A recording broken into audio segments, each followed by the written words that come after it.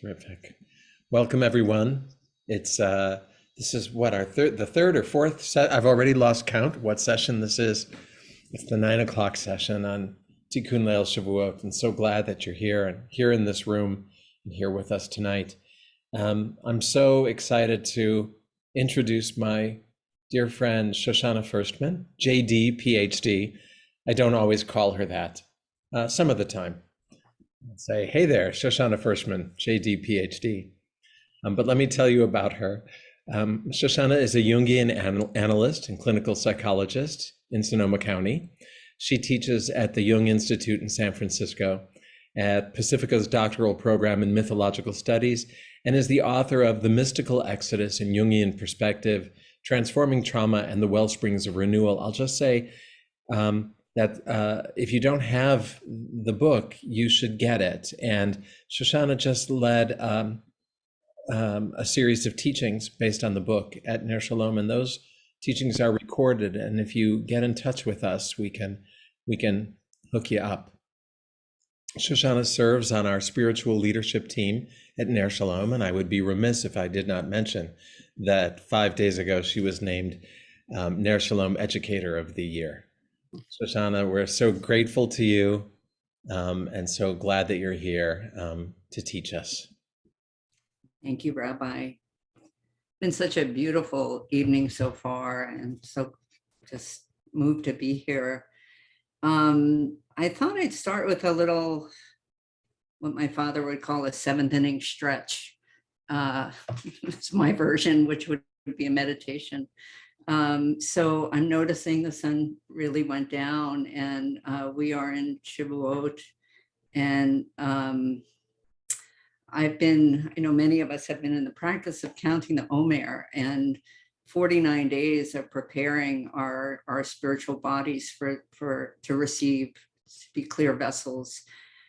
So I thought I'd just lead us in a short meditation to catch us up. You know, if you didn't do the full 49 days, it's going to be like a crash meditation to get there in time for receiving revelation, as we have been doing already. And I just say, we say this blessing before we count the Omer, L'Shem Yichud Kedusha B'Rachu U'Shechinte, for the unification of the Holy One above and the Shekhinah. And I'd like us to think about that and hold that as we hear tonight's talk on the Hebrew goddess. Where do these traditions come from? How deep, how far back do they go? And what was lost along the way, and what is being recovered now in our time, which is such an exciting time to be alive. So the meditation, just invite us to take a nice deep breath. Got it. Feel yourself in your chair, or your sofa, and just feel yourself connecting with the earth below, Shekhinah, moving from Malchut Sheba Malchut, being deeply, deeply rooted in the earth, and then opening up our vessels to the infinite cosmos. And imagine at the top of your crown, that cosmic energy just starting to flow through your whole being, through your cranium, and just filling your head, bathing your brain in cosmic light, cosmic wisdom, cosmic love, releasing anything that doesn't need to be here anymore, any old stories, old beliefs, no longer serve you. Just letting your brain be bathed in light of understanding, of truth,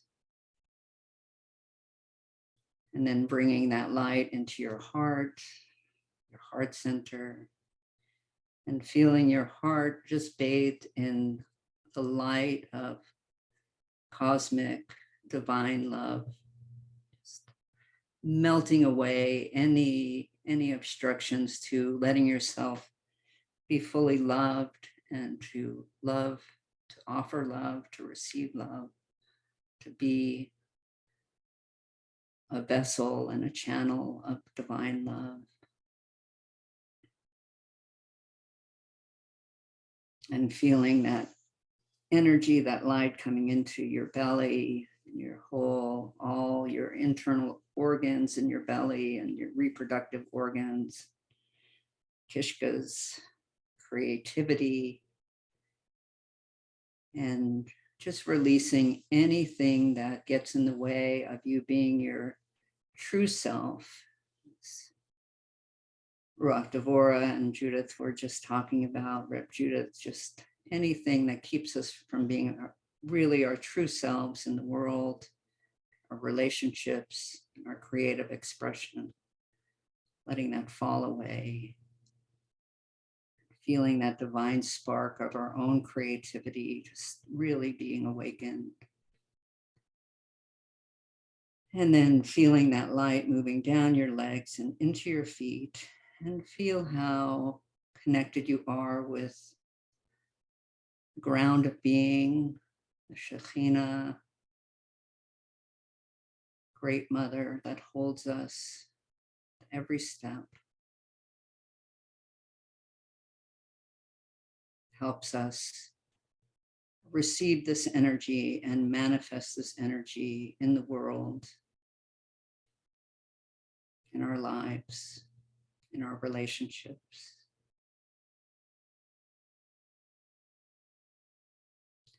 And feel yourself as that tree of life, that axis mundi between the receiving the light of the divine, bringing it into manifestation in our world.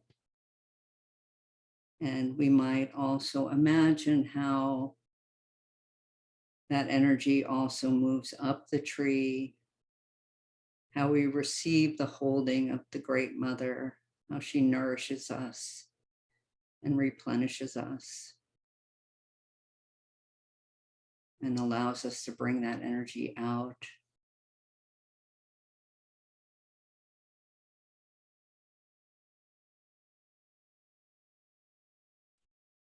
And just notice whatever feelings are present for you. We're gonna shift into, I'm gonna just talk for a while and then have time for us to receive revelation. So I wanna make that, start with the meditation and end with a revelation.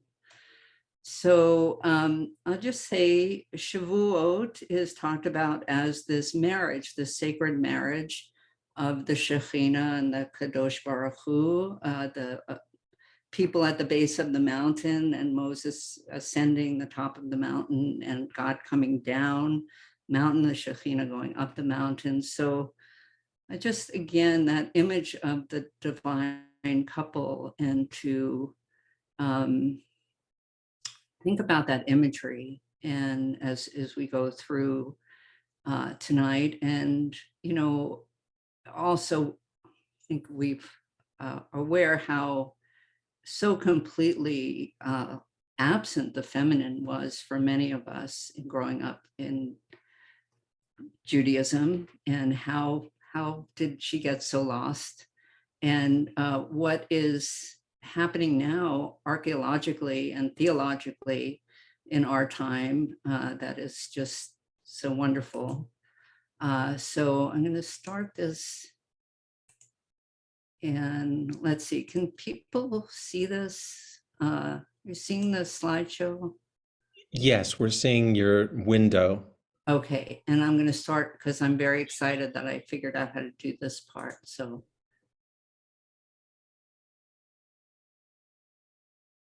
slow reveal. So I'll just say for myself, we were talking in Reb Judith and Ruach Devorah's class about intuition and received. And I'll just say that during during COVID, I just was really just kind of overtaken with the goddess and spent a lot of time. I mean, it wasn't new to me, but I really had the time to kind of go deep. And I actually felt like it really helped me with the despair of that time and how difficult it was to be connected with her. So would somebody like to read this poem for us? You can just unmute and read.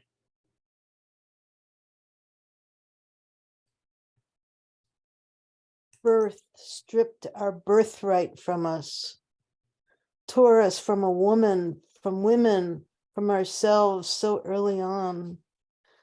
And the whole chorus throbbing at our ears like midges told us nothing, nothing of origins, nothing we needed to know, nothing that could remember us, homesick for myself, for her.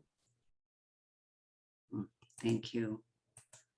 So that Rabbi Diane brought us into poetry, and I just love this poem by Adrienne Rich, who's a Jewish feminist poet.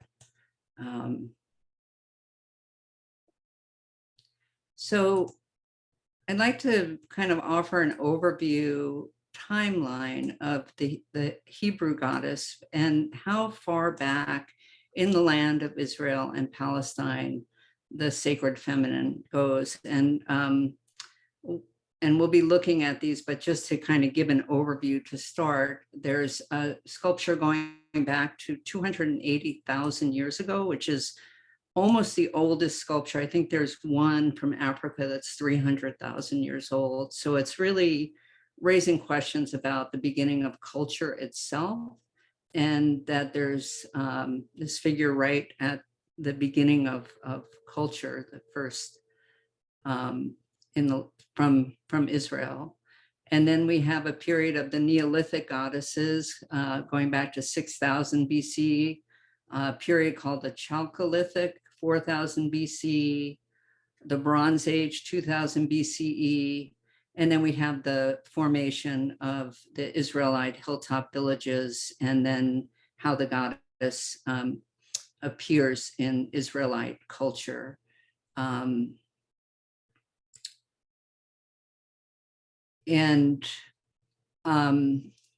There's just, we are familiar that the first temple was destroyed in 586 BCE at the time of the Babylonian exile.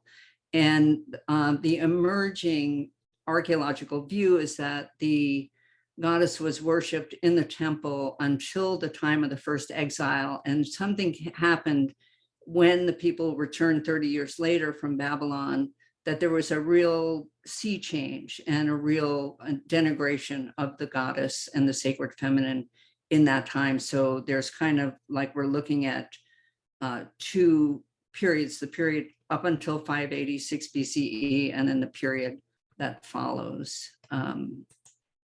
So this is the Berachat Ram sculpture found in the Golan Heights, one of the earliest sculptures attributed to human culture.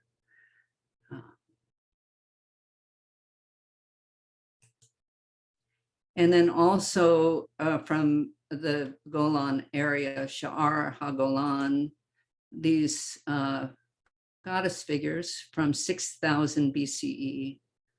And this is predating Israelite culture, but just to give a sense of what was happening in the land that where Israelite culture developed, that there's a pre-existing culture worshiping the sacred feminine. This is from the same area. And I just want to invite you, as you encounter these images, to just feel them in your body, see what emerges for you on a feeling level, to just take them in.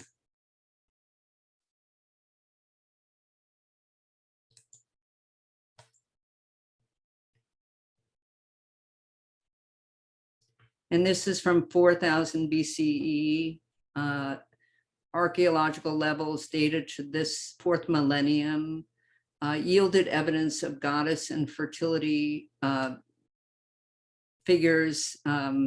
Israeli archaeologist Amahai Mazar describes this as the Venus from Beersheba, a pregnant female statuette with emphasized sexual organs and possibly a fertility goddess, possibly a mother goddess that we see throughout this region in the Neolithic era. And then this figure is called Astarte of the horns. And this is from the 2nd millennium BCE, so around the time where Israelite culture starts to develop. And in the, as cities started to develop in this region and throughout the Near East, images of the goddess prevailed. And what was new about these goddesses were that they were cast from a mold out of gold, silver, or bronze. And again, Amahai Mazar thinks this is probably the Canaanite goddess Astarte. And there's a lot of overlay between the different cultures, and we'll talk about that. Here we go. So ancient Israel emerges in the late Bronze Age, between 1300 and 1200 BCE. Ancient Israel emerges as a loose band of tribes, the first Israelites. The predominant view is that, well, the old view was that Israel came from another land and encountered the Canaanites, and the Canaanites were worshiping these gods and goddesses, and the Israelites had to protect themselves from the influence of the Canaanites. What is now the emerging view is that Israelites were Canaanites that broke off and formed like their own. It was because there's no sign of any kind of invasion or infiltration. It seems a revolution in lifestyle. That Canaanite cities were in the process of collapse and disintegration, and then these hilltop villages sprang up, and these were the first Israelites. And so modern scholars are saying Israel arose peacefully and internally from the existing people in the highlands of Canaan. This is important for what we're talking about in terms of the Hebrew goddess, because we're talking about the Israelites emerging from a culture in which there was monolatry. When we talk about monotheism, monolatry is there's one primary god, but there's other gods and goddesses. We can see in the archaeology that in every major archaeological excavation in Palestine and ancient Israel, female figures have been found dating from 2000 to 600 BCE. And this indicates that for a very long time, from the time that the Israelites were still part of Canaanite culture until the exile and the destruction of the first temple, there was a consciousness of the divine feminine that was extensive and firmly grounded. From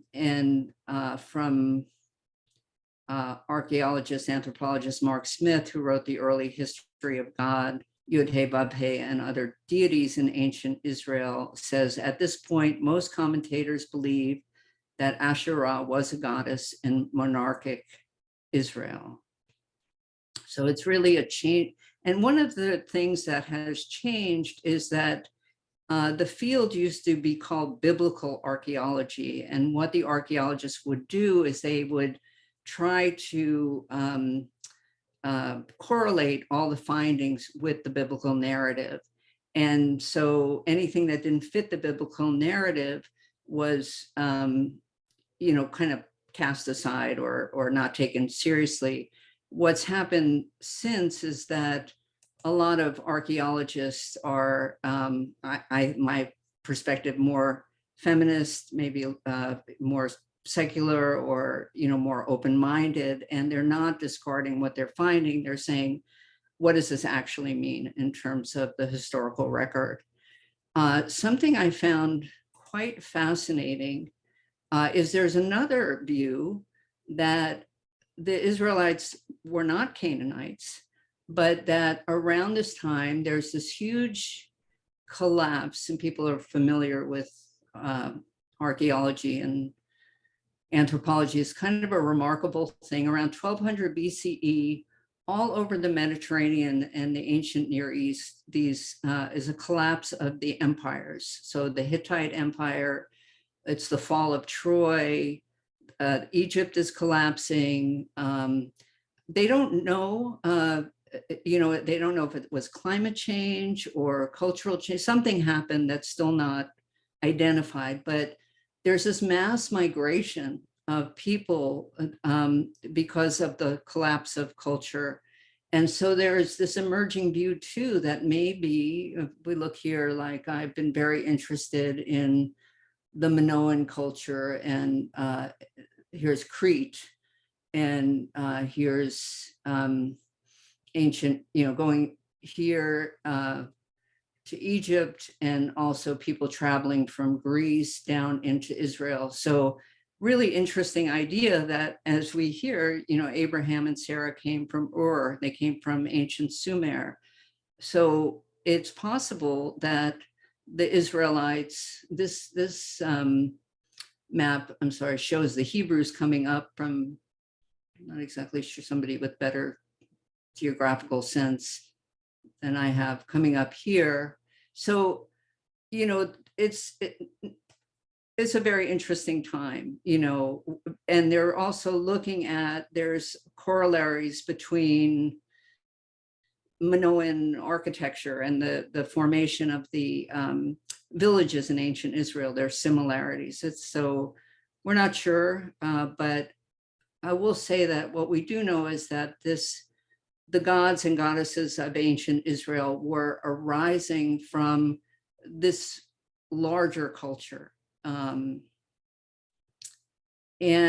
the main deities were similar to the Canaanite deities.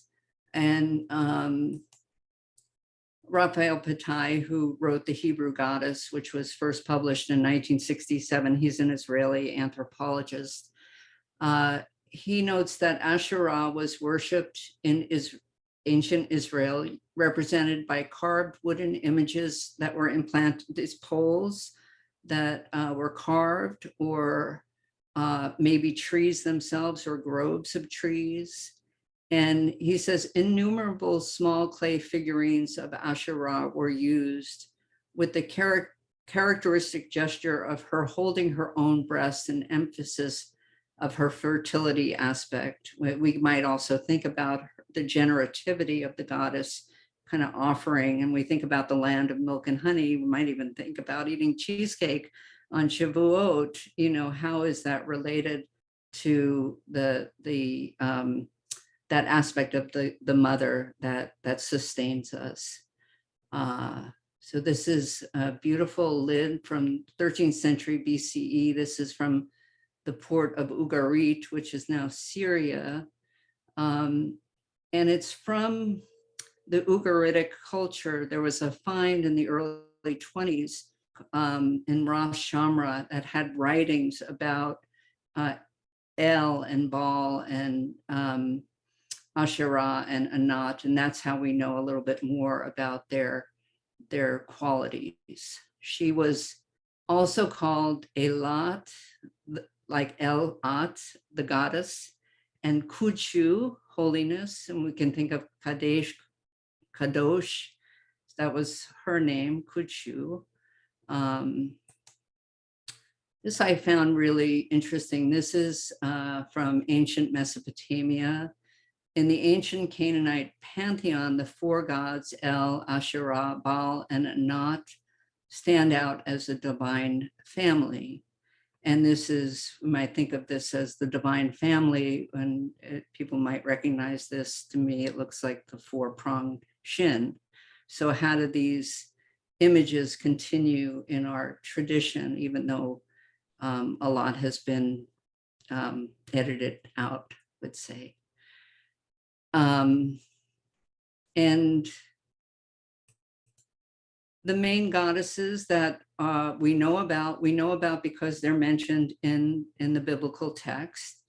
Asherah, Astarte, the Queen of Heaven, and Anat, who is not named, but there are places that are named Anat, and that in the Ugaritic tradition, she's the daughter of Asherah. These clay fertility figures dating to the late Bronze Age are assumed to be representations of these goddesses. And this is from Tel Batash. There's all these archaeological digs all over Israel and being housed in the museums and universities. And this is what Patai was talking about, Asherah holding her breasts as generativity. This is also another figure, which I think is kind of amazing. Many centuries before the Madonna, we have this Madonna-like image from ancient Israel. There is ample archaeological evidence as to the importance of Asherah as a household goddess. We hear the term teraphim in the biblical text. We'll talk a bit about that later. Numerous small clay figurines of nude women found all over Palestine, deriving from all ages of the Israelite period. And Patai says, judging from the frequent occurrence of these female figurines, not matched anywhere by images of male gods, the worship of the goddess must have been extremely popular in all segments of Hebrew society. And from the text at Ras Shamra, we learn about Asherah is talked about as the progenitrix of all the gods. She was Lady Asherah of the sea, progenitress of the gods. All the gods, numbering 70, were her children. Asherah was a motherly goddess and suckled even human princes who were especially deserving. Asherah was a goddess whose cult existed in the land of Israel until her veneration was eliminated in the 6th century BCE, and that the emerging view is that monotheism is a later stage in the evolution of the Israelite religion. So we're really looking at two stages, the kind of pre-exilic and the post-exilic. So in the text, the biblical text itself, there are 40 occurrences of the term Asherah or Asherim, referring either to a deity or to some kind of ritual object.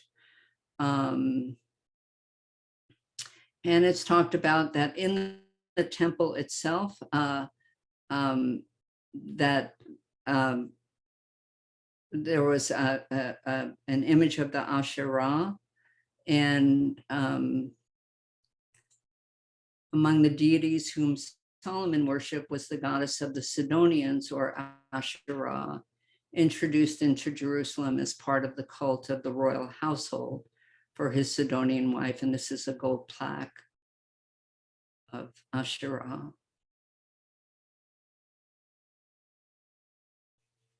Patai says that the worship of Asherah was introduced into the temple by Solomon's son, King, I'm not sure I'm saying this, Rehoboam, in 928 BCE.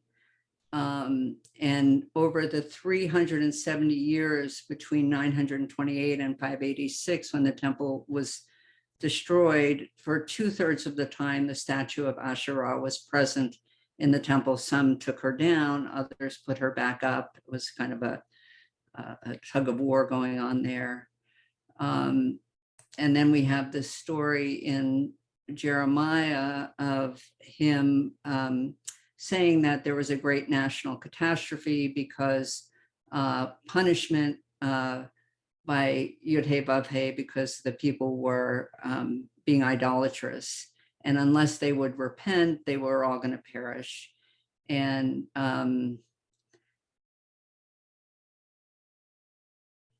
the people answered Jeremiah and said, we shall not listen to you, but we shall without fail do everything as we said. We shall burn incense to the Queen of Heaven and pour her libations as we used to do, our fathers, our kings, our princes in the cities of Judah and in the streets of Jerusalem. For then we had plenty of food and we were all well and saw no evil. And some really wonderful work I've been reading by Susan Ackerman, who is looking at the practices of the women of ancient Israel. And she's saying one way that we can reconstruct what actually was happening was partly through the biblical text, because it's telling us these are the things that were happening, and that's what was being railed against. We know they were happening because they were being railed against. And that's a way to reconstruct the history. They were being railed against, by forces that were changing the nature of Israelite religion from one in which the sacred feminine was a central part to one in which power was being concentrated among the male elites, and women and the sacred feminine were being deposed from those positions. So that's, kind of, I'm really glad to see this conversation happening, talking about there was a before and after, and let's look at the before and what got left out. And, we talk about the whitewashing of history. We might also think about, what's happened in our own history, what got left behind.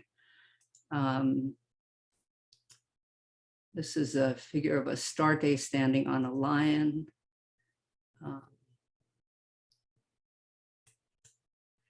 This is a really interesting find from the 11th to 10th century. This is from Tanakh. And these cult stands are like miniatures of temples. They're like miniature, reproductions of temples. And this has 4 tiers, and we're going to look at it a little more closely. And it's felt that this was a representation of the worship of Yud-Heh-Vav-Heh and Asherah as a holy couple. And the first and the third tiers are dedicated to Yud-Heh-Vav-Heh, and the second and fourth tiers are for Asherah. So close up of this is the fourth, the bottom tier is called Lady, from another find nearby, Servant of the Lion Lady. So here she is with the lions. And then this is the second tier where we have the Tree of Life. And it's a nice quote from Jonathan Dubé writing about the symbol of the Tree of Life, that the goddess Asherah is symbolized as a tree, resonates profoundly with the religious intuition that the archetypal feminine is a mediatrix. The Tree of Life stands in the center of the world, conjoining heaven and earth. She mediates in herself relationships between immanence and transcendence, human and divine, masculine and feminine, self and other, life and death. And so we can think about Asherah and the Tree of Life, and we can think about the centrality of the tree in the Kabbalistic world, how that I think Asherah is being carried forth in the work of the Kabbalists. The groves where the Asherah were set up were connected to earlier rituals of the moon goddesses.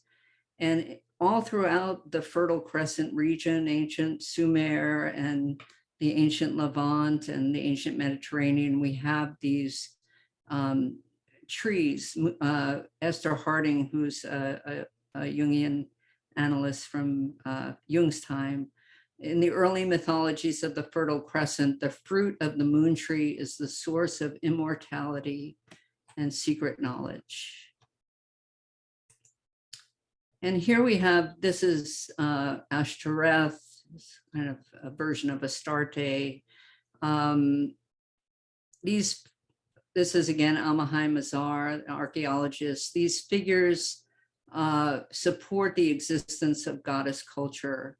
They are the finest examples. They come from Jerusalem, dated to the 8th and 7th centuries, a period well after Israel's emergence. These small clay figurines depict a fertility goddess, Asherah, prominent in daily Israelite religious practice. And these are also cult stands. I think this might be Ruach Devorah, the area that you were talking about. 7,000 cult items dating back to the 8th and 9th centuries BCE were discovered at Yavne. Truly one of the great finds of the century. Approximately 120 of these small cult stands intended to imitate temples. And in this one, this is housed at the Israel Museum, and there's 2 goddesses almost standing as pillars, and then the tree representing Asherah. And that's actually the language that is on the Israel Museum site. So people are really coming forward and saying these were goddesses. And this was, that's a big change, just in the last, I'd say 10 or 20 years. Raz Kletter, who was one of the archaeologists that worked on this site, said, what are the function of these cult stands? Were they altars, incense burners? And then she says, why are female figures dominant while male figures are virtually absent? The city of Jerusalem, in the capital of ancient Judah, where the Holy Temple was the center of the state religion. But in the households where they're doing these digs, the households are the places where they're finding many of these goddess figurines. This is another one of these cult stands from Yavne with goddess figurines and trees. This is a lovely story from nearby region. A 7-year-old boy was near a place where they were doing a dig, and he stumbled across this figure and brought it to his parents, and they brought it to his school. I think this is an image of Astarte. My favorite part of this story was he was given, the young boy, the 7-year-old Uri, was given an award. It was presented to him at school during a Torah study where they were studying the story of Rachel secreting the teraphim, taking the teraphim from Laban's house. So this is a Chagall painting, Rachel taking the teraphim. And these are images of household goddesses or teraphim. And I was mentioning to Judy that in the Louvre, in the Mesopotamian room, there's like thousands of these. They're really very widespread. This is the last one. This is a very big find, 8th century BCE. In this area, not far from Sinai. It's interesting. And this has writing on it. It's one of the first that has writing. And it's thought to be a rest stop area where they found this drawing. The picture is, maybe that's Asherah, or actually maybe that's Asherah, I think, with breasts and Yah or Yud He Vav He, and then there's these sacred cows. And the inscription says, I bless you by Yud He Vav He of Samaria and his Asherah. And the other inscription says, this will celebrate unto Asherah. So we're starting to see writings that talk about the holy couple being worshipped. I'll just say one last thing. I want to leave a little time for our revelation. Mark Smith writes, in the early history of God, worship of the goddess Asherah was not uncommon or even a forbidden practice. And that much of the later, when the Bible was finally codified or canonized in its final form, it reflected the ideal of a temple centralized Israelite religion and projected these standards of religious purity onto its past. And I think, what's, this is Anat, warrior goddess. What is really being brought forth is that with the loss of the goddess was also the loss of the priestess traditions and women being in roles as spiritual leaders in the tradition. So we lost not just the sacred feminine in a sense of the goddess, but also the role of women in the tradition was really lost very significant ways. I like to think how Asherah has really continued to live in the image of the tree of life, which is central as the Torah, as the tree of life in Kabbalah, as the menorah. And these are Asherah sculptures by a contemporary artist. We just have a few minutes, but I'm hoping we can just maybe go inside and take a moment and see what's emerging for you. If the goddess is here right now, the goddess, even as we approach Sinai, we might remember that it was a site that was sacred to the goddess, and prior to the receiving of the Torah. And maybe we could go to Sinai and feel its earlier connection with her and see what she might have to say to us.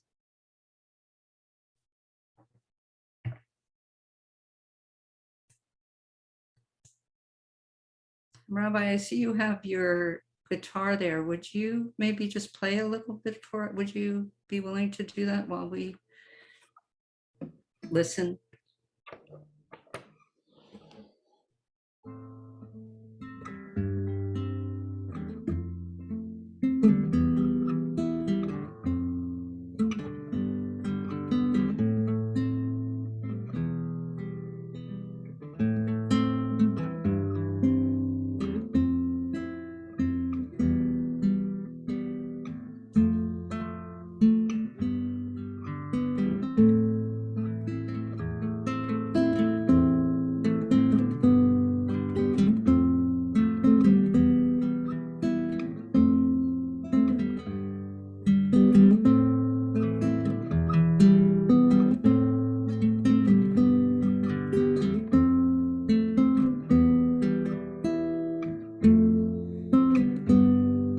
You might be hearing the goddess speak to you, and Rabbi, if you would continue to play and just invite people to put things in the chat, whatever you're receiving this moment of revelation.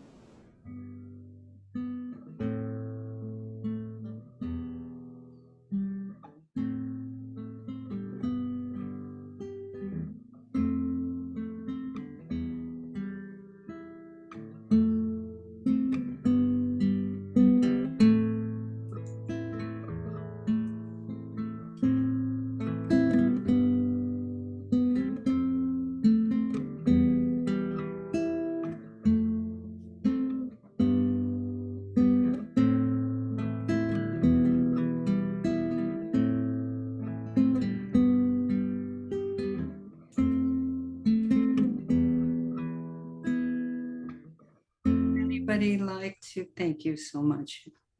Would anybody like to share? And nobody's moved to share in the chat, but I know that was a big download, but I just wonder if anything's coming to anyone that you'd like to share.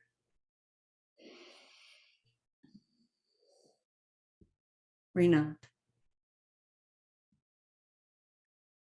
So first, thank you, big thank you. Just in the Talmud, we just finished Masechet Sotah, which is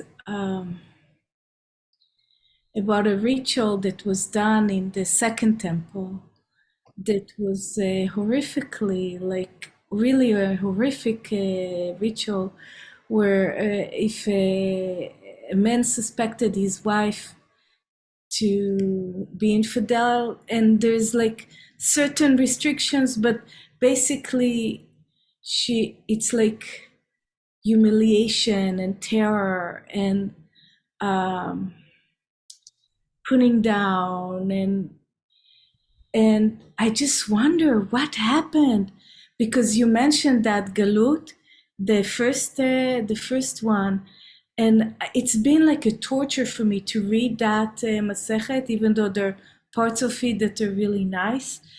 But just that image of what was done at the temple, I don't know if it was actually done, but at least in the Talmud, it's spoken in mere details how to do it, what the laws are doing it. And it's really like tearing her clothes, forcing her to drink this thing, extreme humiliation, like yeah. So how that came, within what, like you're saying, like 30 years that there was the statue of Asherah there, and then you come back and there are all these traditions.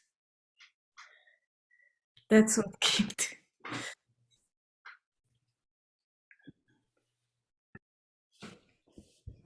Susla and then Joanne. Thanks. Just love this presentation. Thank you so much. And I learned a lot. And I was just wondering about the idea of the couple of Yud-Hey, Vav-Hey, and Asherah, and if it's possible that the couple referred to in Lahad-Odi could be thought of as those two. Have you ever thought about that? Or Yeah, I mean, I think it runs all the way through the Song of Songs, the L'Shem Yichud prayer. I mean, every time the Shavuot, divine marriage, I think we're going back to something that's very deep in the tradition, very ancient. Yeah. Joanne, do you want to unmute?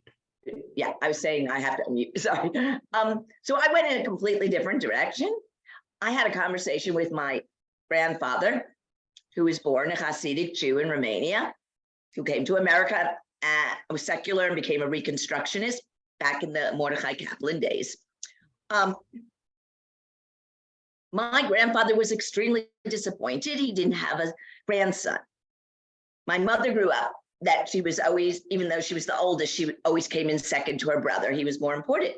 And I was the oldest. And following me were 3 girls. Then there were 4 girls. Well, my grandfather gave up on getting a guy, and somewhere along the way, and we had a very interesting relationship that he didn't have with any of his other grandchildren. There was sort of, he met me at a level of respect, which I think we lost when we lost the feminine. We lost the respect, but I think that's how it all happened. But I'm having this conversation with him. It was really marvelous. So thank you. I'm so glad. I'm aware of time. I see Louise has her hand up. I am thinking maybe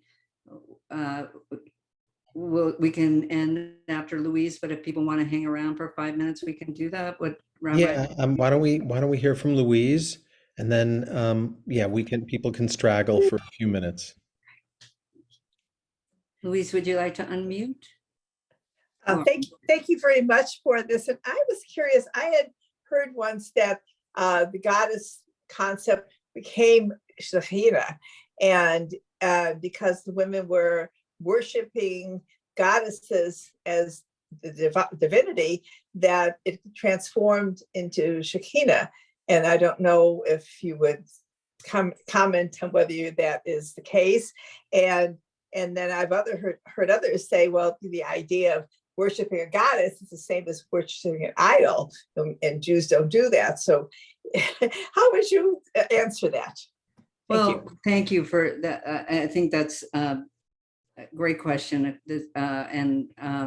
So the Shekinah was developed it means divine presence, but it became personified as a sacred feminine. And then the Kabbalists in the Middle Ages really took it up, and the Hasidim also, as a kind of feminine partner of the masculine aspect of God, and saw the Godhead as a holy couple, or even a holy family, as we saw in that four-pronged shin. And one thing that Patai caught that I found this remarkable, that there's all this prescription against Asherah, but in the Zohar, they say Asherah became the Shekinah. She became subsumed within the Godhead. She's the second Hey and the Yud Hey Vav Hey, and she's integrated into the Godhead. And I spoke to Daniel Matt, who did the translation of the Zohar that's magnificent. And he said, nobody before Patai or since Patai has caught that, that the Asherah is included in the Godhead and is not outside, which is really significant.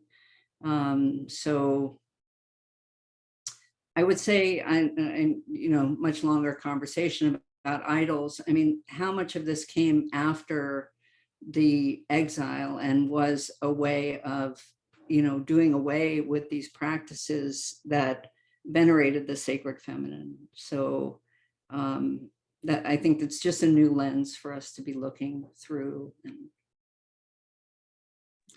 Thank you. Thank you, Shoshana, for this beautiful teaching. Thrilling to start grasping the way that our tradition was changed partway through, and we're living with the results of the change, and we have the ability to embrace the whole. And the only thing I would add is just an awareness that the thirst for the divine feminine is not just among women. Yes. That the desert is parched, and everyone feels it. Yes, and I will say, I love that quote in the Jeremiah where they said, it's not just us that's baking cake, our uncles and our brothers and our husbands, and the feminine is not female also, the feminine is available to us regardless of, and we're in a time where we have to kind of really be grappling with all of that, but yet the longing for this being deeply rooted in the earth and our connection with Mother Earth, and what we've, maybe I'll end here, but what we've lost by losing that connection and where we are in terms of climate catastrophe. It's brought us to a place where we need to really reckon. Thank you, Rabbi. May we soon regain what we've lost. Thank you so much, Shoshana. We're a little tight now. It's 5 of the hour, so the room is about to close. An invitation for folks to leave the room, and you'll be given your choices for the next session. So we'll see you shortly. We all come from the God. No.